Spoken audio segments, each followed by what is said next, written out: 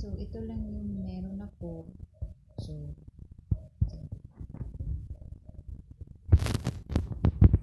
so, ang una kong gagawin is lutuin ko muna yung beef.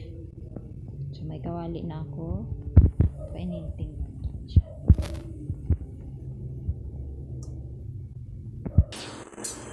Yan na. Lagyan natin beef.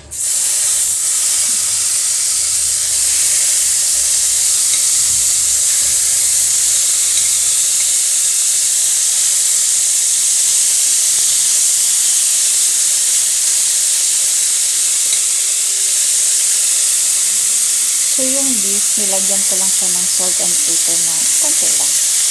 Para may lasa. So, ingay natin.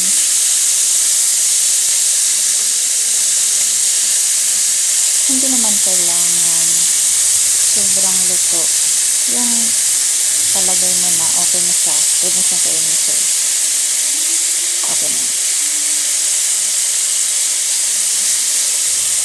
Yung parang golden brown lang ata siya.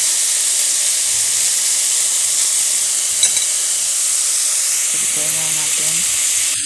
Kaya na siya. First time ko itong niluluto. Ngayon lang.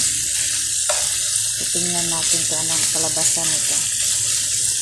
Nakita ko lang din to sa YouTube. Tapos, binaya ko lang. Kulang man ako ng ingredients. Pero okay na yan.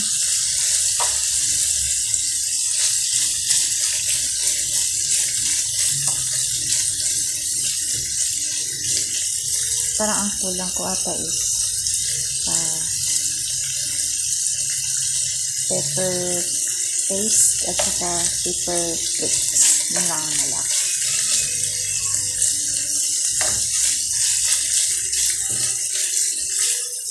Kaya malapit ko siya.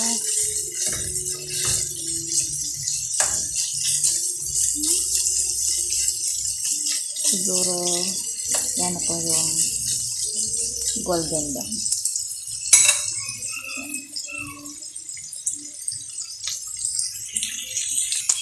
So, yan na siya.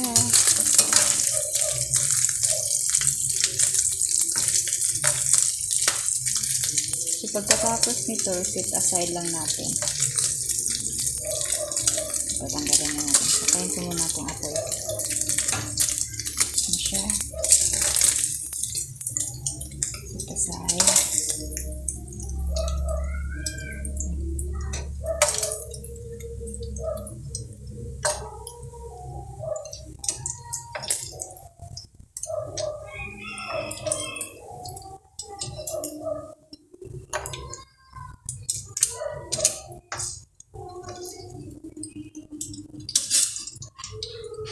So, ayan na siya. Same pot pa rin. Yung mantika, dyan pa rin yan. Yan ang gagamitin. So, lagay na natin tong onion leeks.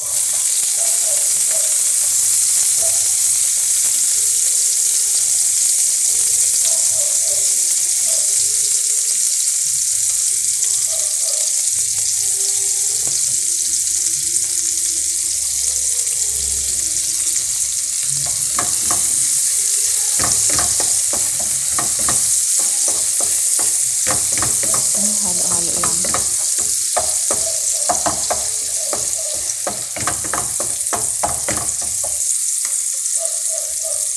Tapos isunod na natin itong kimchi.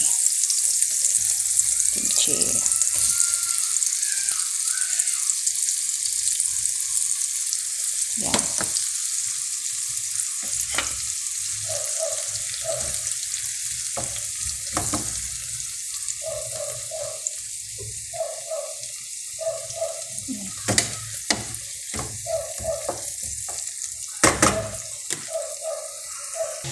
So, ayan na siya. Lalagyan ko siya ng paminta konti. Parang magkalasa naman. Tansya-tansya lang. Tapos asin.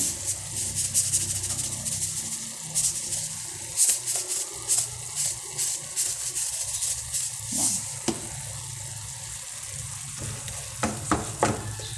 Pwede nito.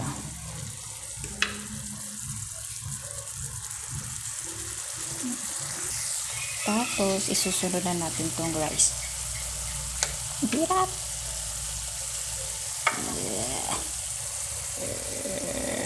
Chunks. Mix ko lang guys Babalikan ko kayo naman. So, ayan ang itsura niya. Mukhang masarap na.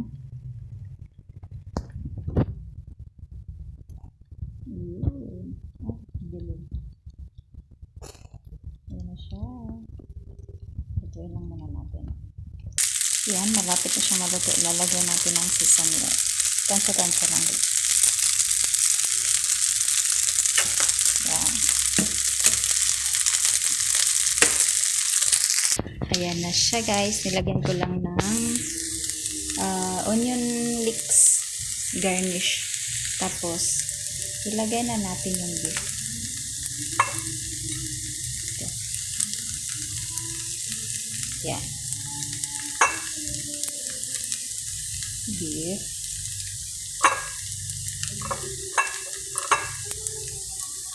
Yan. So, ayan na siya guys. Ang sarap. Ayan na siya. Ito yung first ever kimchi fried rice.